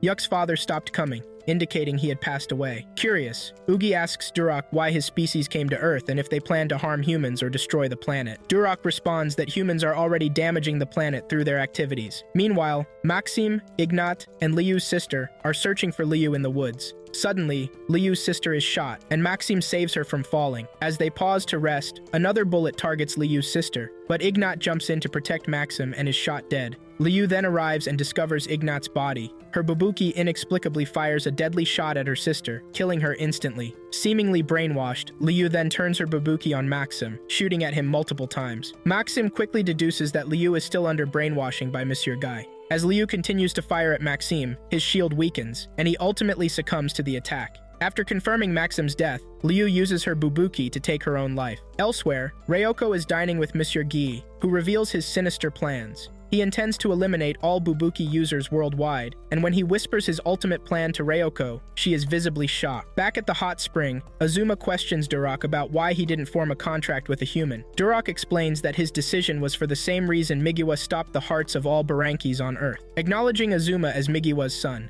Duroc reveals his past friendship with her and assures Azuma that she is alive, promising that he will see her soon. The next day, Hiragi and the others leave the cave, enriched with the knowledge Duroc shared. On the airship, Hiragi and Azuma feel unwell, playfully attributing it to being excluded from the hot spring by the ladies. Later that morning, Kaoruko enters a room in the Democratia secret facility and finds Maxime's body along with his teammates in coffins. Frustrated by the lack of information about their deaths, she grows upset. Harino enters with some soldiers and questions her presence, then reveals Kaoruko's next objective, to attack and defeat her brother and Oubu. Harino warns Kaoruko that she will face Maxime's fate if she fails. Meanwhile, Matobai pilots the ship across the French border, nearing the Democratia facility. As they approach, he activates the ship's cloaking device to avoid detection. Simultaneously, Akihito infiltrates the facility and begins attacking enemy soldiers. With Akihito's assault underway, Matobai accelerates to drop off Hiragi and the others. At this moment, the Buranki Epimu emerges from a tower and assaults the airship with energy projections. Just before the attacks hit, Azuma and his team, already in Oubu, use their powers to block them. Letitia intensifies her attack against Oubu, but loses her guard, suffering consequences. On the French island, Azuma is surprised to see Evans and Megalala acting under Monsieur Guy's orders and engaging in a fight with Oubu.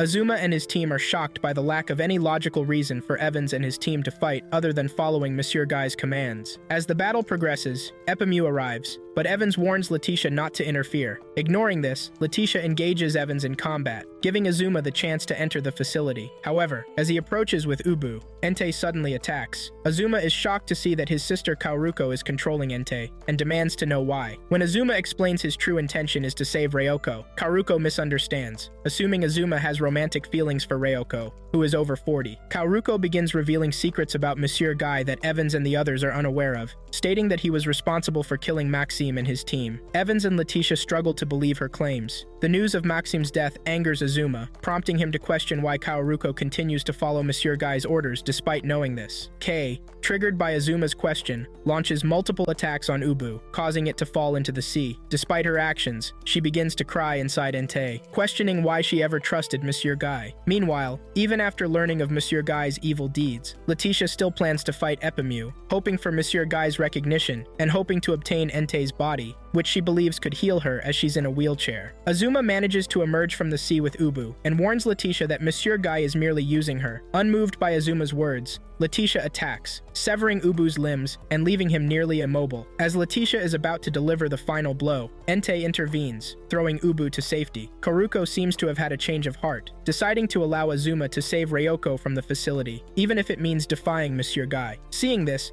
Letitia launches a vicious attack on Entei, causing it to burn. Since Kaoruko is the heart, she experiences the pain directly and struggles to endure it. Simultaneously, Monsieur Guy receives a call from Harino asking if she should continue the battle. It becomes clear that Monsieur Guy is using Kaoruko as a test subject to see how long a heart user can maintain control over Entei before losing it. At the secret facility, Letitia notices that Entei's damage has healed, and despite her exhaustion, she is determined to continue fighting for Entei's power to regain her ability to walk. Moses urges her to retreat, but Letitia insists on her goal. Evans, moved by her determination, steps in to protect Letitia from Kaoruko. As the battle progresses, Kaoruko struggles to maintain control over Entei and experiences severe pain. Meanwhile, Reoko senses Entei's presence and uses her powers to melt her handcuffs, gradually regaining her strength. Akihito calls out to her, catching her attention just as Azuma arrives to rescue her. Initially resistant, Reoko jumps from a high building, prompting Azuma to leap after her to prevent her fall. After catching her,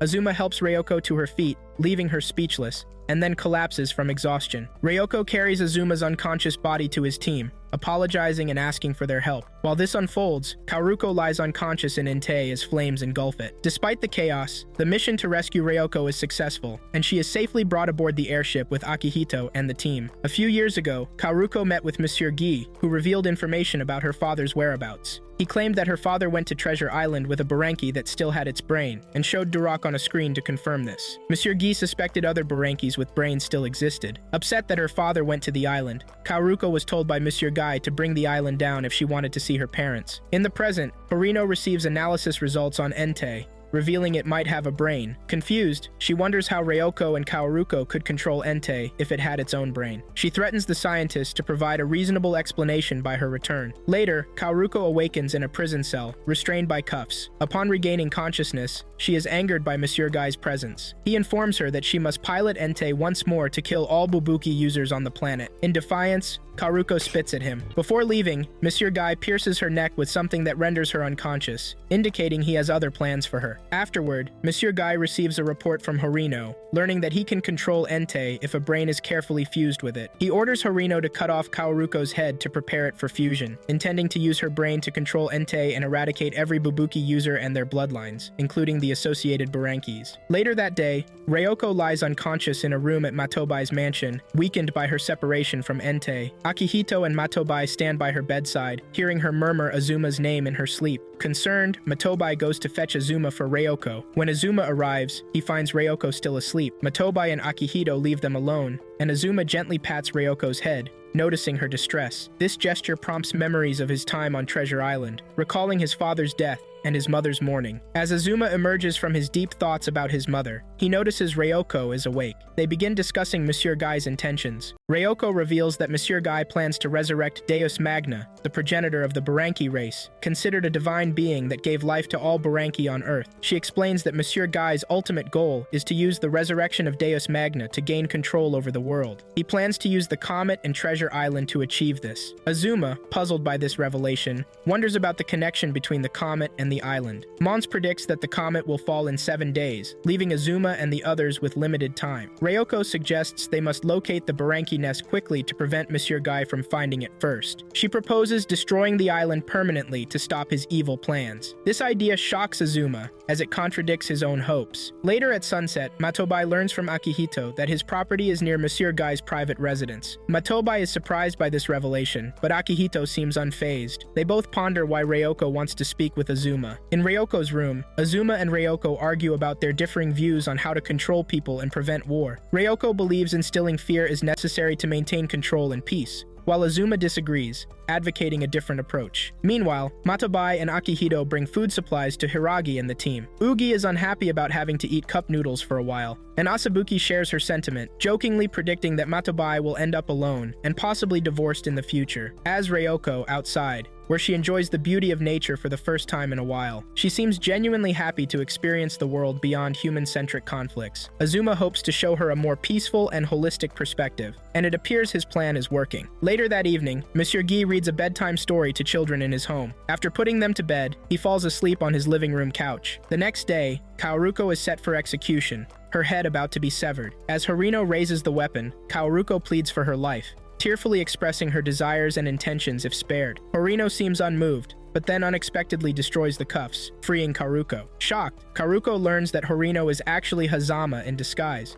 who infiltrated the facility as a secretary to uncover Monsieur Guy's plans. Having achieved her objective, Hazama now plans to escape with Karuko. She swiftly disables the guards, and Karuko, relieved and excited, grins at her sudden change in fortune. Meanwhile, Azuma walks along a road, following a map to a specific destination. Monsieur Guy, driving by, stops and offers Azuma a ride, setting the stage for an unexpected encounter. While driving Azuma to his destination, Monsieur Guy tries to learn more about Azuma's intentions by offering his help. Unaware of Monsieur Guy's identity and suspicious of his motives, Azuma doesn't reveal any details about his task. Upon reaching their destination, Azuma thanks Monsieur Guy for the ride. Back at Matabai's mansion, Ryuki attacks with his Buranki, Batalov, under Monsieur Guy's orders, targeting Reoko. With Azuma absent, Hiragi cannot morph into Oubu, forcing him and his team to engage Batalov using their Bubukis. They take cover behind a rock to hide from Ryuki's sight. While in hiding, Akihito questions Hiragi's resolve to ensure he's prepared for the upcoming battle. After Hiragi expresses determination to defeat Batalov,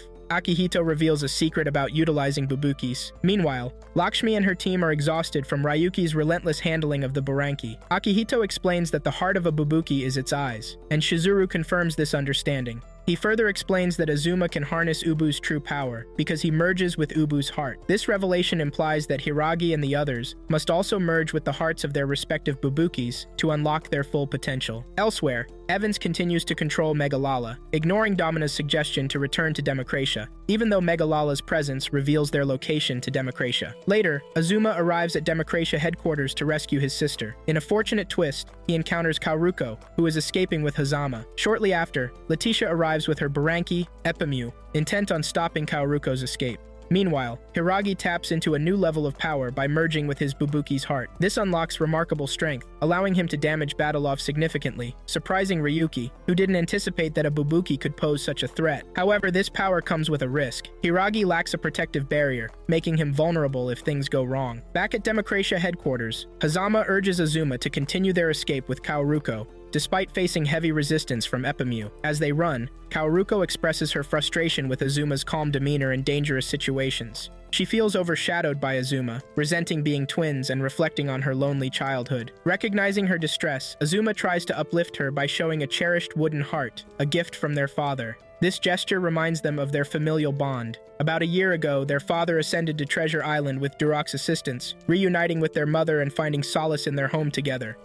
Their father was ill, which added complexity to his decision to leave. In the present, Kaoruko reacts with anger, rejecting the carved heart Azuma offers, even after he explains it's a gift from their father. Azuma then shares the difficult truth that their father is dead. This revelation shocks Kaoruko, and she struggles to accept that her father left her behind and died without saying goodbye. Azuma explains that their father's departure was motivated by a desire to make Azuma strong enough to protect Kaoruko. Touched by this, Kaoruko takes the heart back from Azuma and cries, apologizing for how she treated him. They share an emotional hug, reconciling their strained relationship. Just minutes later, Epimu arrives, intending to stop their escape, but Zampaza suddenly intervenes, striking Epimu. Kaoruko is surprised to see Suya piloting Zampaza. Suya throws a briefcase to Kaoruko, revealing it contains a heart specially modified for her to use with Zampaza. Overjoyed at the opportunity to pilot her Buranki, Kaoruko eagerly fuses with Zampaza, feeling empowered and ready to join the fight. Later that afternoon, Kaoruko battles Epimu while piloting Zampaza on the sea. She utilizes Zampaza's powerful arms to deliver strong attacks. As the fight progresses, Kaoruko spots an opening and takes advantage of it. However, Moses warns Letitia that she needs to maneuver Epimu into the air to avoid losing the battle. Letitia manages to pilot Epimu upwards, but Kaoruko quickly closes the gap and catches up. In a desperate situation, situation,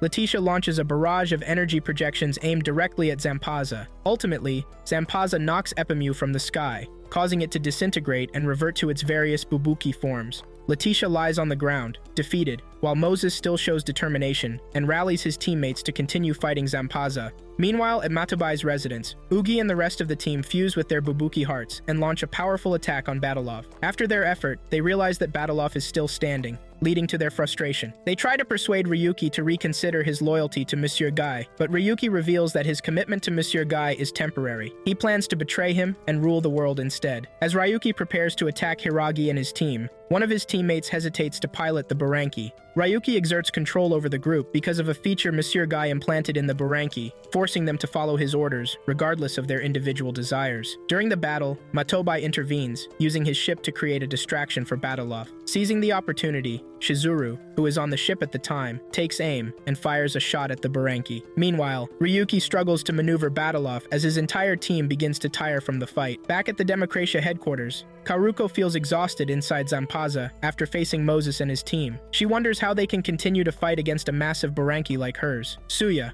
approaches Karuko and advises her to retreat. Agreeing with his suggestion, Karuko ascends into the sky to escape the battlefield. Later that evening, Evans and his team sit around a table for dinner with Monsieur Guy while traveling by sea to an undisclosed location. Luis expresses concern that Monsieur Guy may punish them for their earlier actions, but contrary to his fears, Monsieur Guy encourages them to enjoy their meal. After dinner, Monsieur Guy engages Evans in conversation, revealing that he intends to pull Letitia and her team away from Epimu. This shocking revelation leaves Evans unsettled, and he disagrees with Monsieur Guy's plan. Monsieur Guy informs Evans that he wants him and his team to defeat Oubu and eliminate Azuma as a way to atone for their past mistakes. The shock of being tasked with eliminating Azuma hits Evans hard, but he considers the mission if it means saving Letitia. Noticing Evans' unusual concern for Letitia, Monsieur Guy realizes that Evans is in love with her, which Evans confirms. In the end, Monsieur Guy decides to return Epimu to Letitia and encourages Evans to talk to her before he heads into battle. Shortly after meeting with Evans and his team, Monsieur Guy receives word that someone is demanding to speak with him in person. Meanwhile, Evans sits at the dinner table on the yacht, deep in thought about Letitia. He decides to call her to check on her well-being. After the call, he smiles and leans back in his chair, feeling reassured. Elsewhere, Karuko pilots Zampaza alongside Suya, Azuma, and Hazama as they head to meet up with Hiragi and the others on the airship. During their flight, Ryuki attacks from behind with Battleoff, initiating a new battle. This time, Azuma is present and merges with his teammates to form Oubu, ready to confront the challenge ahead. While in midair, Azuma manages to stay close to Battleoff, but he has to expend more energy to keep up in the fight. As Ryuki attempts to retaliate, Lakshmi takes advantage of the situation by snatching the heart from Ryuki, causing Battleoff to revert back into its individual Bubuki parts. Frustrated with Ryuki's treatment of them, Lakshmi and the rest of her team decide to part ways, no longer willing to follow him. In the end, Hiragi and the others return to the airship, where they relax and enjoy themselves after the intense events of the battle. Later that night, Migiwa arrives at Monsieur Guy's yacht, revealing that she is the one who requested to see him. Early at dawn, Matobai pilots the airship, nearing the Japanese waters, while Suya watches over Reoko as she sleeps. Later that morning, Azuma is awakened by the sound of a security alarm on the airship, discovering that Megalala has locked onto them, ready to engage in battle. A few minutes later, Oubu faces off against Megalala, with Evans determined to defeat Azuma for Letitia's sake. Their fierce battle escalates, leading both Oubu and Megalala to fall off the airship, plummeting toward the ground. Meanwhile, Migiwa is in a private meeting with Monsieur Guy, where they discuss topics related to the Buranki race and Treasure Island. During the conversation, Migiwa observes that Monsieur Guy considers humans the ultimate species and central to the world. In response, she asserts that humans only exist in the world because the Earth permits it. Monsieur Guy strongly disagrees, viewing Migiwa's perspective as short-sighted and an attempt to undermine the importance of humanity. As their discussion continues, the battle between Oubu and Megalala rages on below, with Evans motivated by his love for Letitia, pushing him to fulfill Monsieur Guy's orders and secure her safety. Azuma fights determinedly, aiming to thwart Monsieur Guy's plans and save the world from his control. With their goals in mind, both Burankis clash, each hoping to overpower the other. Back on Monsieur Guy's yacht, he expresses his indifference to the arrival of the Buranki species on Earth. What truly angers him is that the Buranki race has tainted humanity. He recalls that when the Burankis crashed, their bodies shattered and dissolved in the sea, and the parts known as Bubukis, chose certain humans with a special type of energy called Rinzu to be their masters. This reality fuels Monsieur Guy's desire to purge the human race of the influence of Burankis and Bubuki users. His ultimate goal is to harness the power of an entity named Deus Magna, the supreme leader of all Burankis, to achieve this ambition. Meanwhile, the battle between Megalala and Oubu continues as both Evans and Azuma begin to exhaust their strength. Suddenly, Letitia joins the fray with Epimu, bringing a smile to Evans's face. He urges her to break her Buranki's heart to access its brain, but Azuma quickly reminds him of the dangerous consequences that could arise from such an action. Realizing that Monsieur Guy has been manipulating him, Evans urges Letitia to exit the Buranki at once. However, as she attempts to escape, all her teammates fall under Monsieur Guy's control. Moses, compelled by this control, moves to break the heart of Epimu, further complicating the situation and intensifying the stakes of their battle. After Heart, Letitia enters Epimu's brain, and the Buranki begins to attack Megalala. Azuma's team tries to assist Evans in reaching Epimu to save Letitia, who is drowning in the brain fluids. Eventually, Evans leaves his Buranki and accesses Epimu's head to rescue her. When he arrives, he finds Letitia nearly unconscious and at risk of drowning. Minutes later, Evans wakes up and discovers that Letitia is dead. He weeps over her body, wishing he could have saved her. Migiwa becomes upset upon learning that Letitia was treated as an experiment for Epimu. Monsieur Guy defends his actions, claiming Letitia's death was not in vain, calling it a necessary sacrifice to gain access to a deity visible to humans. As their meeting ends, Monsieur Guy warns Migiwa that she won't be allowed to leave easily, and his men prepare to attack her. Fortunately, Suya arrives with Zampaza and saves Migiwa from Monsieur Guy's men. As Migiwa leaves the yacht with Suya, she thanks him for his help and urges him to take her to the location where Treasure Island fell. Later, Azuma and his team navigate inside Oubu to the spot where Treasure Island crashed. When they arrive, Azuma attempts to access the island, but the barrier prevents him. He considers breaking Ubu's heart, but his team warns him about the potential consequences. Unexpectedly, Migiwa shows up with Zampaza, having taken the Buranki from Suya and leaving him stranded at sea. Migiwa plans to sink the island by making a hole in the barrier that protects it. Concerned for his mother's safety, Azuma tries to stop her from destroying the island. During the confrontation, Migiwa does something to Oubu that sends it out of the water, allowing her to proceed with her plan. When she destroys the island, a violent explosion occurs underwater. Meanwhile, Monsieur Guy watches the explosion on his screen, seemingly unfazed.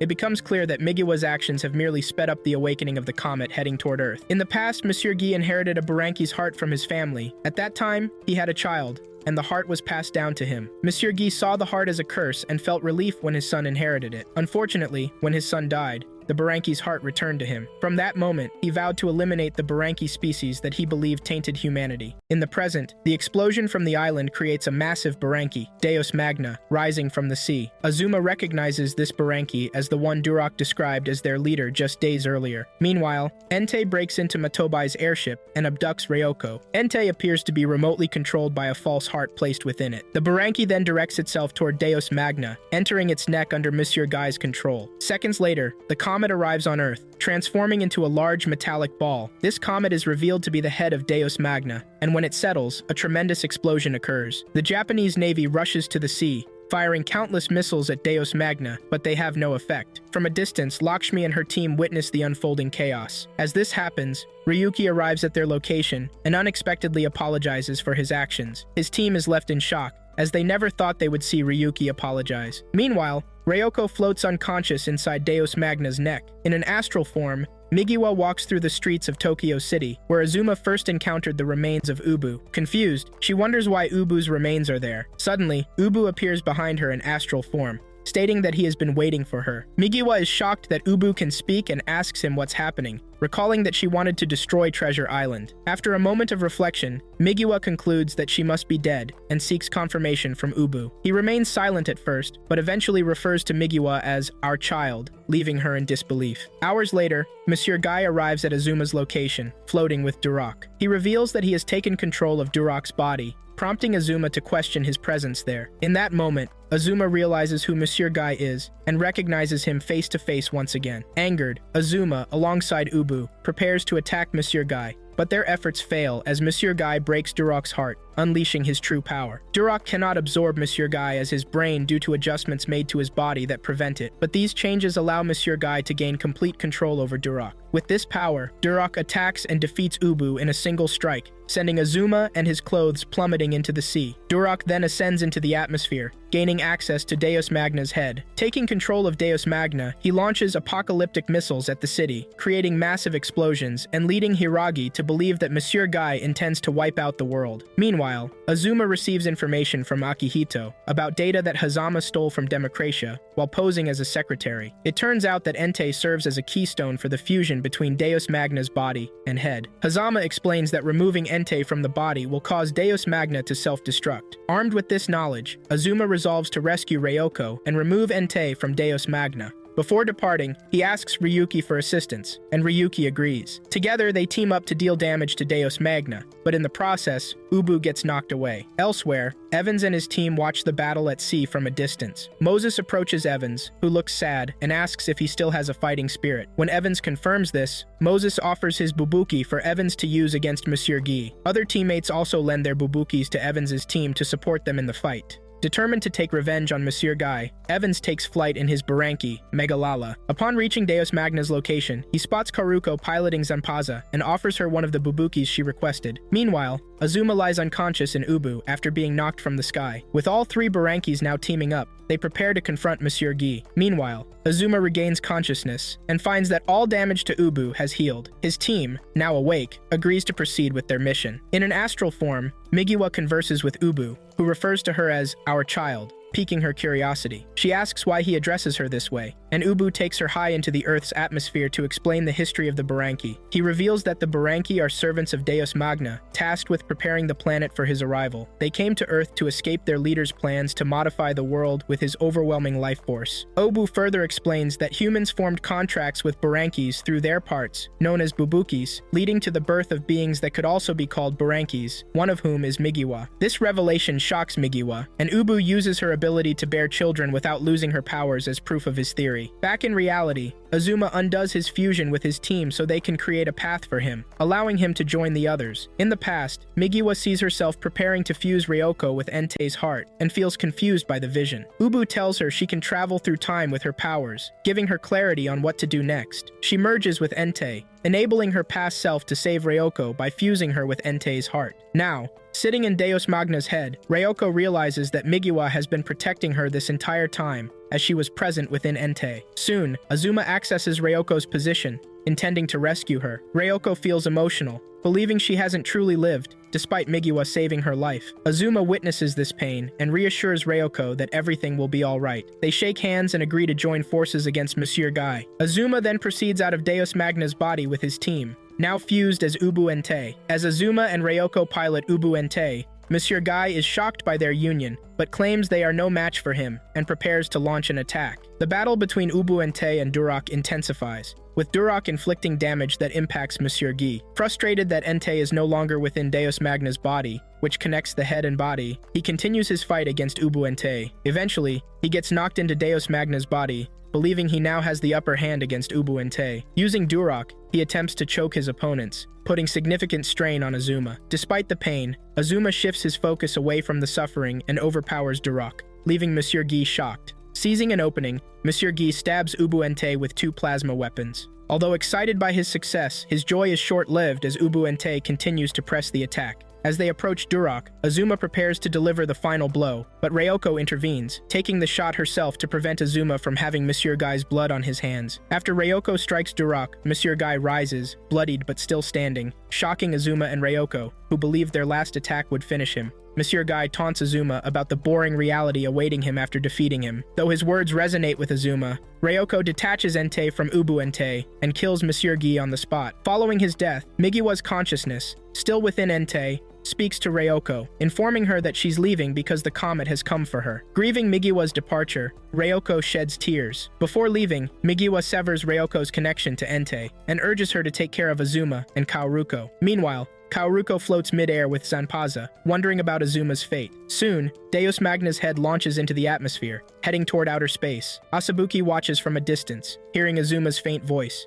She follows the sound, prompting Hiragi and the others to join her. 12 months after the incident in Tokyo City, Azuma transfers to a different high school. One day at school, he meets Asabuki, who is in his class. Later, while interacting with a teacher, Azuma shows his ID, prompting the staff to realize he is Migiwa's son. They approve his transfer and send him off to class. In the classroom, Azuma's new classmates call him the witch's son because of his last name, Kazuki. Later that day, he reads letters from Evans, who is on a journey to make his mother's heart work again. Meanwhile, Hiragi strolls through the city with Ugi, and they discuss recent activities, including Azuma's transfer to high school. That evening, Azuma sits alone in a park when two security personnel approach him, asking why he is out so late. They advise him to go home, considering it unsafe for a high schooler. The next day, Shizuru wakes up in a classroom, having studied all night and fallen asleep. Elsewhere, Hiragi runs into Asabuki on the streets, and they share a brief conversation. It's been a while since they last saw each other, and Hiragi asks about Asabuki's well-being. When Asabuki suggests visiting Azuma, Hiragi dismisses the idea, stating that he wants to leave that part of his life behind and pursue a normal existence. Later that morning, Matobai gives Azuma a ride to Ryoko's location. While driving to their destination, Matobai talks to Azuma about his school life. Hazama, who is also in the car, urges Matobai to drive more carefully, revealing that she is pregnant and suspects she is having twins. Meanwhile, Akihito stands in a graveyard, paying his respects to Lyudmila and Diana,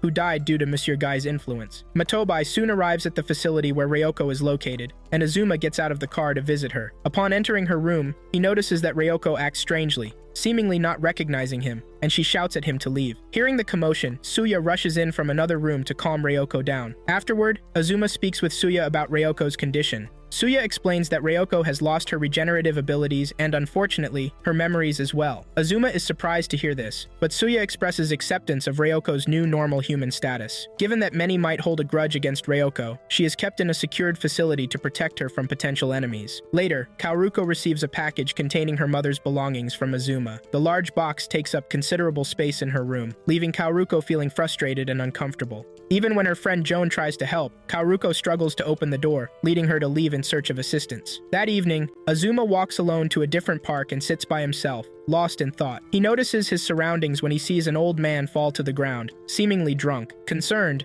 Azuma approaches the man, but as he does, he is reminded of Monsieur Guy's words about how boring life will be for him if he lives as a normal person. After a few days, Asabuki notices Azuma's frequent absences at school and begins to worry about him. One day at sunset, Azuma sits in a quiet spot, reflecting on the time he spent fighting alongside Ryu against their shared enemy. Eventually, Asabuki arrives and approaches Azuma, talking about their past adventures together. She expresses her concern about not speaking to Hiragi and the others, and as she reminisces, tears roll down her cheeks because she misses her team and the experiences they shared. Seconds later, Ugi arrives with her Bubuki, and Asabuki is thrilled to see her. Shizuru arrives shortly after, and Asabuki feels happy to see her as well. Coincidentally, Hiragi shows up and is surprised to find himself in the same place as his old team. He suggests that they should commemorate their journey together once a year, which excites Asabuki. On the other hand, Azuma appears less enthusiastic about the gathering. However, Hiragi and the rest of the team work to cheer him up. They express their appreciation for Azuma's help in battle and for enduring much of the pain that Oubu suffered.